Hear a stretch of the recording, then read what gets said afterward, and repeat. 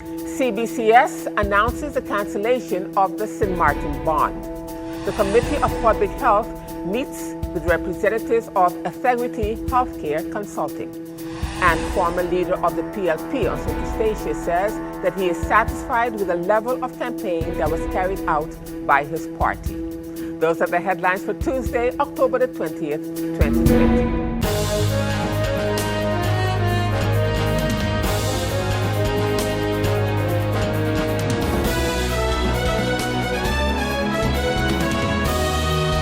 Good evening, viewers. This is SXM Daily News. I am Valerie Van Putten. Thanking you so much for joining me this evening.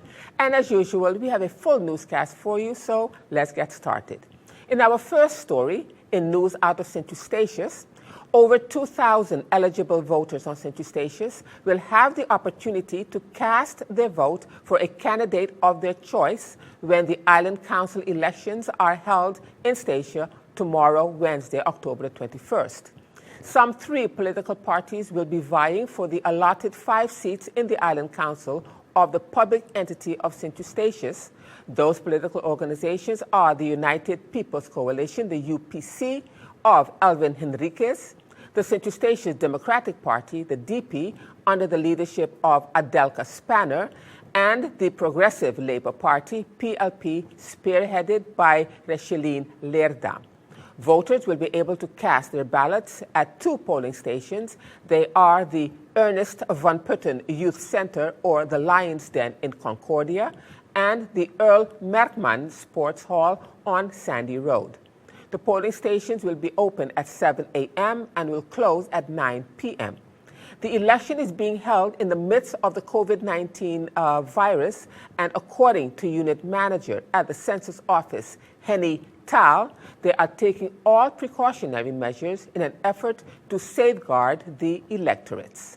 There are 3 political parties participating. That is Progressive Labour Party, and that is VP, and that is the United People's Coalition at UPC. And the polling stations will be opened from what time to what time? The polling stations will be open from 7:30 until 9 o'clock. And how many polling stations are we talking about here? We have 2 polling stations available. One is available at the Ernest Van Putten Youth Center, and the other one is the Earl Merkman Sports Hall. Take into consideration the fact that this election is being held during the COVID-19 pandemic, Ms. Tal, what has been done to ensure the safety of voters as they go to the different polling stations to cast their votes? What has been done? Well, we have a lot of measures that we took. It's like we asked the people to come as much as possible during the day, not come at night, so there won't be a crowd in. As they come in, we have arranged the social distancing, the cleaning of the hands, the cleaning of the boots, the cleaning of the used pencil. We made a system out of it, so everything will be controlled very carefully, and we made a lot of effort to put people there who take notice of it, that everything goes right. On the day of the elections, will the parties be allowed to carry out any sort of political campaign? They can come in, as we have made an area that they can come and sit. They can see for themselves how the things are, but they cannot be like in the days that were before, like coming together and be together in one place because of the COVID situation. We want everybody to come in and vote and go out, and just to be sure that people can see that it's open and clear for everybody. There is an area that we have made, especially with a rope around it, so that people can come and sit and see whether the election is being done the right way. Meanwhile, the campaign period for the Island Council elections on St. Eustatius has reached fever pitch, while candidates on the slate of the 3 political parties to contest the elections are making a final call in their quest to persuade the electorates to vote for their respective political organization. Speaking to the Voice of St. Martin's News Department, former leader of the PLP, Clyde Van Putten, said that he is deeply satisfied with the level of campaigning that was carried out by the Progressive Labour Party thus far, and that PLP will win 4 of the 5 seats in the Island Council. I'm very much impressed, deeply satisfied with the level of campaign as far as the Progressive Labour Party is concerned. Each and every candidate, even the newcomers who are participating for the first time, they have held their own and they were able to, in a very forceful and contrite manner, be able to expound on the policies, the philosophies, the plans and ideas that the Progressive Labour Party have moving forward in order to develop this country. On the contrary, what we have had is a lot of accusation and slander from our political opponents, especially the main opponent, which is the Democratic Party. At times, for people who are visiting the island, they would have wondered, whether it was an election to choose representatives for the local government or the national government in The Hague, because they have defended the right, the wrong, the bad, the ugly, everything as far as Holland is concerned. They have amplified the position of Holland, maybe even better than they would have done it for the Messiah, and that is a Democratic Party. What we have done, we have stayed away, from the buttsling and the accusation. Just on Friday, I was dubbed jihadist by the former leader of the Democratic Party, Mr. Julian Woodley. And I think that what the Democratic Party have done is that they have tried their utmost best, since they were not able to convince the electorate.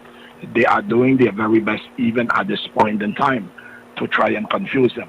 But I want to say to our people that the contrast is very clear. Our plan, our vision for a self-sustainable station, a station where each and every one of us, those that were born here and those that came and make station their home, we want to have a more sustainable society where each and every one, irrespective of your race, your gender, your religion, your political affiliation, that each and every one would be able to benefit from the economic prosperity. On the other hand, we have seen a desperate Democratic Party who is totally out of touch with the people, out of touch with the reality, who have had failed policies that in no way contributed to the development of this country. They want to turn Central Station into a welfare state, into a state where they force our people to be constantly on their knees and pushing out their hand and begging others. That is not what we want for our people. We are much better than that. And so we have called on the electorate to preserve and protect what you have, because we know that currently the Dutch government have also passed a law where the land, there's a cadastre foundation that was formed in the Netherlands, so the land, the ownership of the land here in Station is no longer with our people. It is being controlled by a foreign power. And so there are many other things where locals, entrepreneurs, whether it is supermarkets or what have you, we wish the opportunity that you could have a big influx of Dutch Europeans coming to the island and actually taking over, where our people would not be able to compete with them. And that is what the Democratic Party obviously is promoting. They have been saying to the people of this island that we are opposed to the Dutch.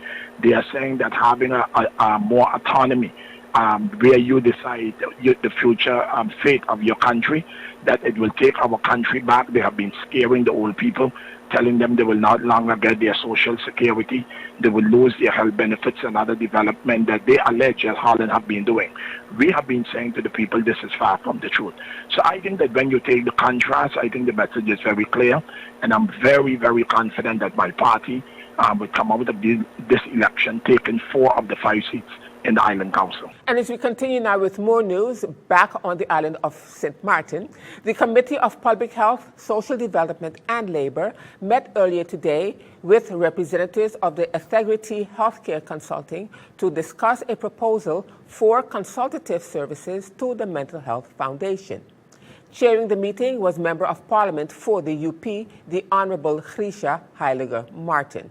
In her presentation, the Integrity Healthcare Consultant for Consultative Services to the Mental Health Foundation, Ms. Frederica Ford, the CIO, said that she was honored to have the opportunity to be able to present a solution to some of the challenges in the mental health system. I am honored to have this opportunity to present our solution to examining some of the challenges in the mental health system, as well as the continuum throughout the island.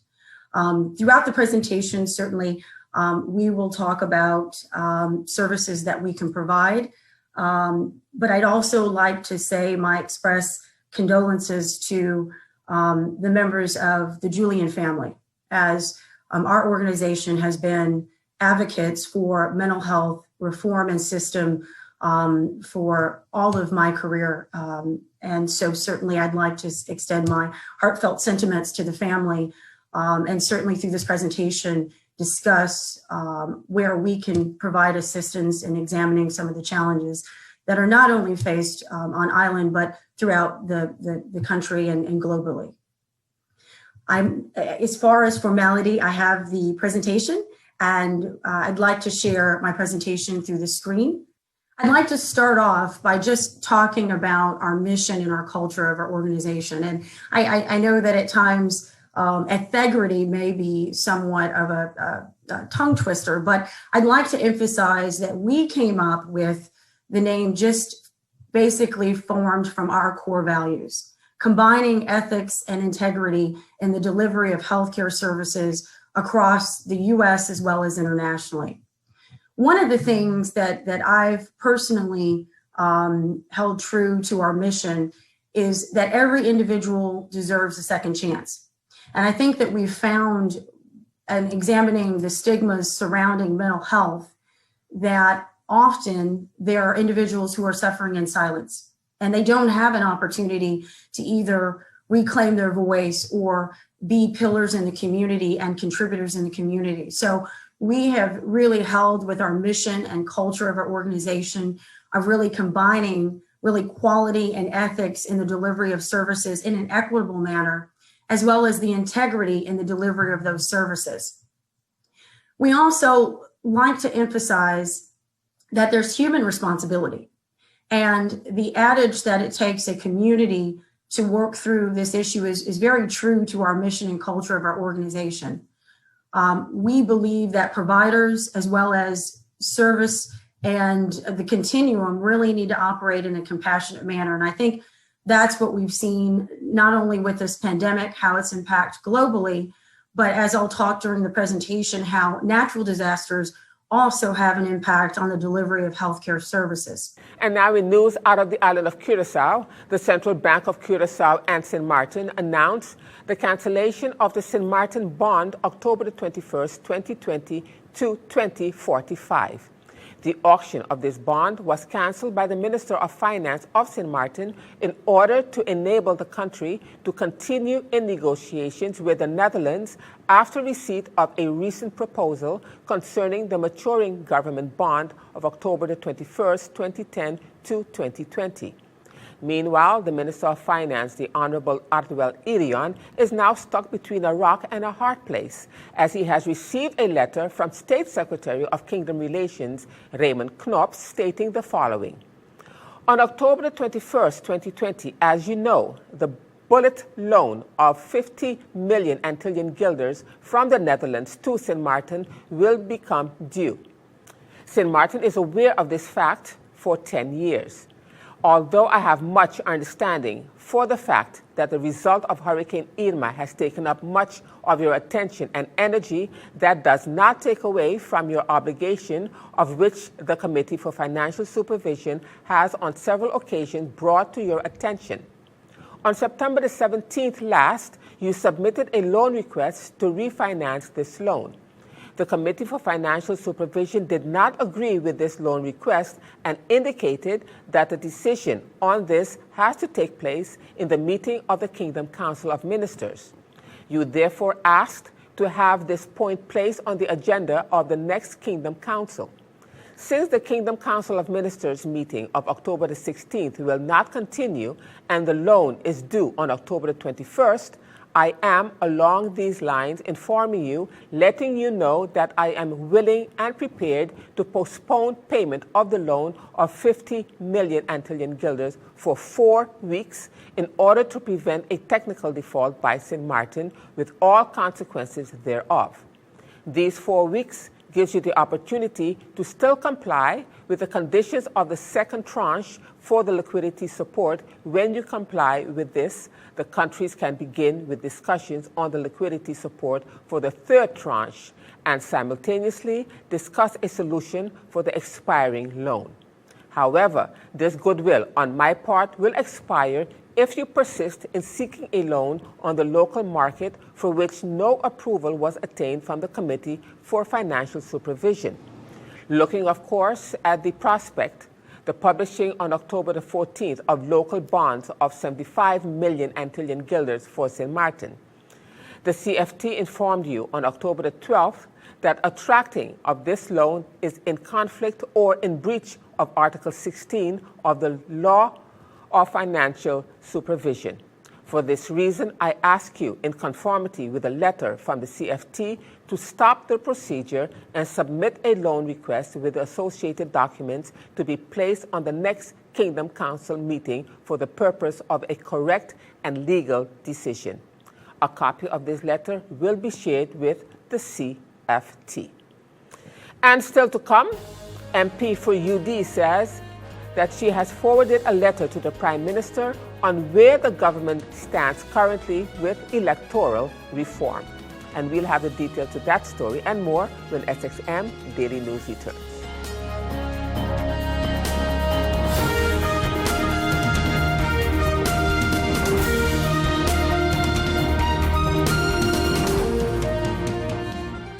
GEBE has been faithfully serving the communities of St. Martin, powering your home and our economy. Come rain or shine, our qualified team of professionals are working hard 24 hours a day to provide you and your family with safe, reliable electricity and water.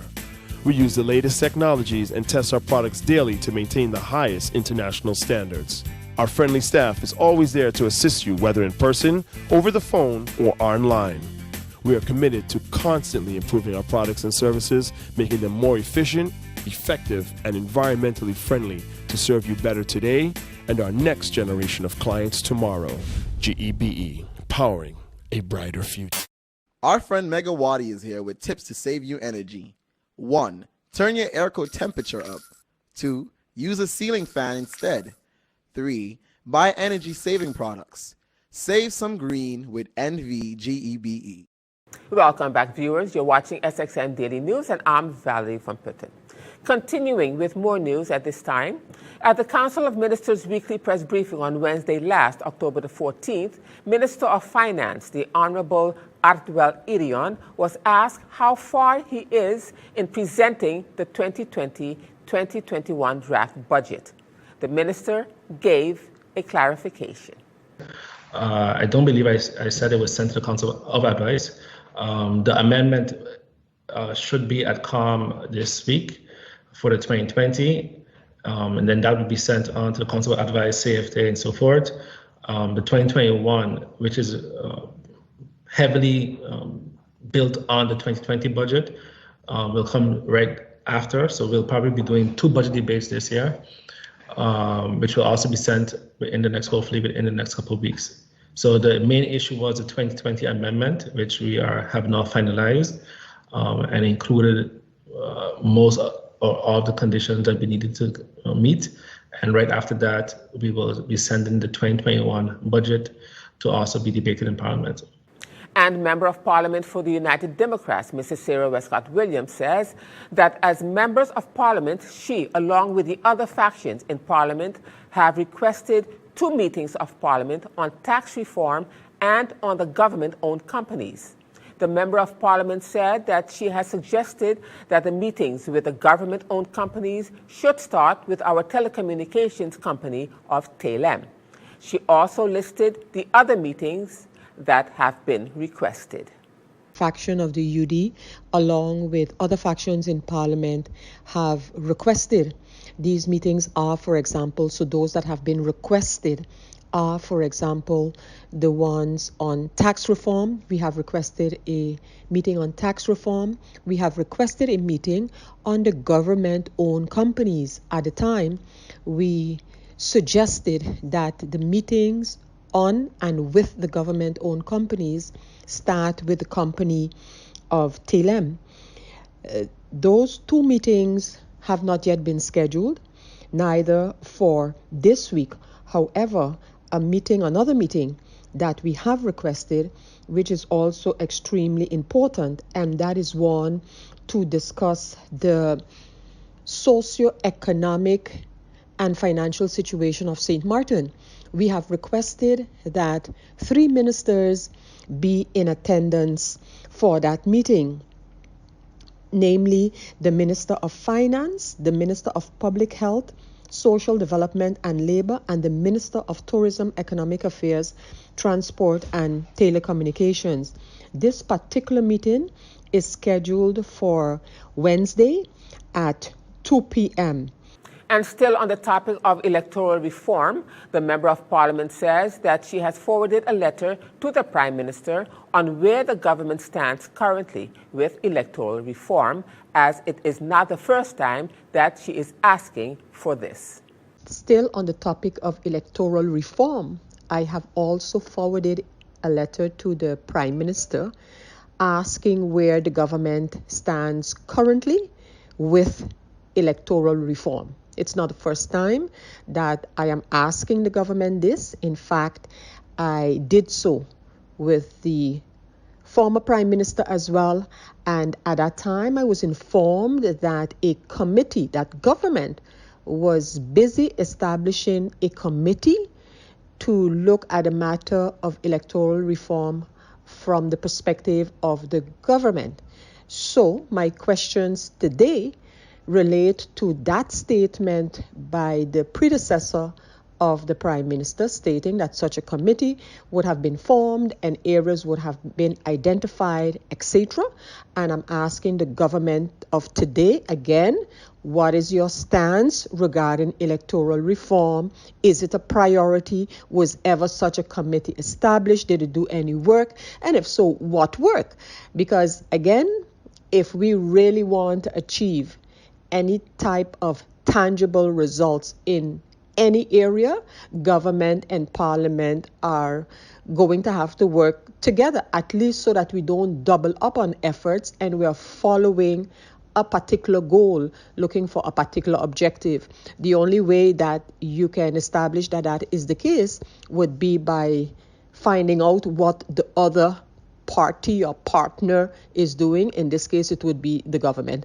So you have Parliament with its own responsibility, and the idea behind the creation of the Electoral Committee of Parliament was for Parliament to undertake the areas that Parliament can undertake as far as electoral reform is concerned, and then to also know what government is doing. Every time around election time, especially, every political party talks about stability in government, and then for a short while we hear different opinions as to what we should tackle, the Constitution, the Articles 33 and 59, especially the Wext 59 that allows the dissolution of Parliament by the government, and then it goes quiet until we are faced with an issue again, and then everyone starts to scramble for stability/electoral reform. I believe it is something that we should tackle now, and so that we can work on some of the things that we constantly say that need to take place.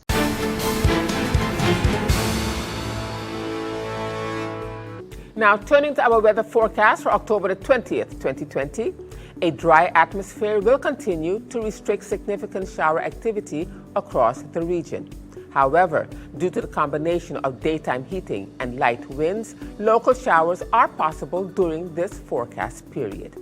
Due to northerly swells associated with Tropical Storm Epsilon, seas are expected to continue deteriorating, peaking near 9 feet. These rough seas will remain through the next few days. Small craft operators and sea bathers should continue to exercise caution. Tropical Storm Epsilon is moving slowly in the central Atlantic Ocean and away from the local region. This system does not pose a direct threat to St. Martin. The Meteorological Department of St. Martin will continue to monitor the system. So the outlook through Thursday midday, partly cloudy with isolated showers. Now let's turn to your 3-day forecast.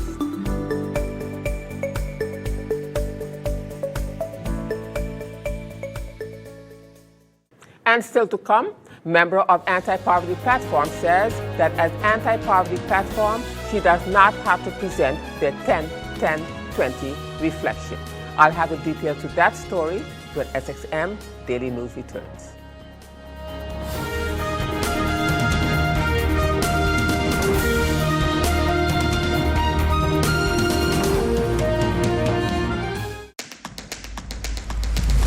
The innovative Banco Matico contactless smart card. Your Banco Matico smart card is now equipped with a contactless feature for payments, so get ready to tap and go. Contactless payments are fast, easy, secure, and accepted worldwide at all Maestro-enabled contactless terminals. Tap for transactions equivalent to or less than 100 NAF, or the US dollar equivalent. You will receive notifications via email anytime you tap. Tap, tap, and pay fast with WIB. For more information, visit our website at wib-bank.net. Tap and go with your partner in progress. Welcome back, viewers. And as we continue now with more news in this COVID-19 related update, as of October the 19th, there were 3 persons who tested positive for COVID-19. However, there was a recovery of 6 persons, bringing the total active cases to 59. The total number of confirmed cases is now 756.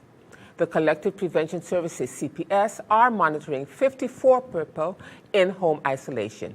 5 patients remains hospitalized at the St. Martin Medical Center, and the total number of deaths due to COVID-19 remains at 22. The number of people recovered since the first case surfaced on St. Martin has increased to 675.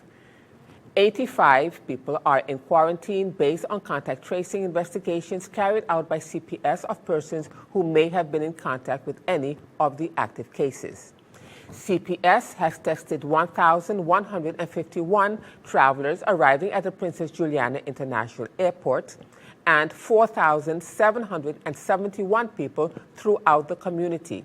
As the numbers continue to fluctuate, CPS will continue to actively execute its contact tracing measures. And as we end this edition of SXM Daily News for this evening, member of the SMAP, the St. Martin Anti-Poverty Platform, Claire Elshot, says that as Anti-Poverty Platform, she does not have to present their 10-10-20 reflection, as they have been critical of the national governing program and policies in their interviews and weekly press conferences during the whole decade since 10-10-10, leading up to 10-10-20. As Anti-Poverty Platform, we do not have to present our 10-10-20 reflection.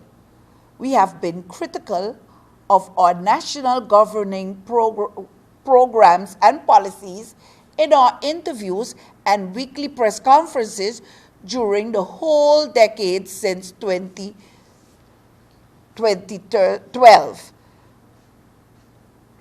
which when we officially started to cooperate in the Anti-Poverty Platform. Based on our rights as people to full measures of self-governance and the full realization of all our human rights, we have been critical on the goals and objectives of our governing coalition formed by political parties. And with that, viewers, it brings us to the end of this edition of SXM Daily News. I am Valerie Van Putten, thanking you for joining me this evening. And just a reminder that this and other programs are available online. Simply log on to stmartinmediacenter.com for viewing. And on behalf of the SXM Daily News team, we thank you for watching and plan on meeting you right back here again tomorrow.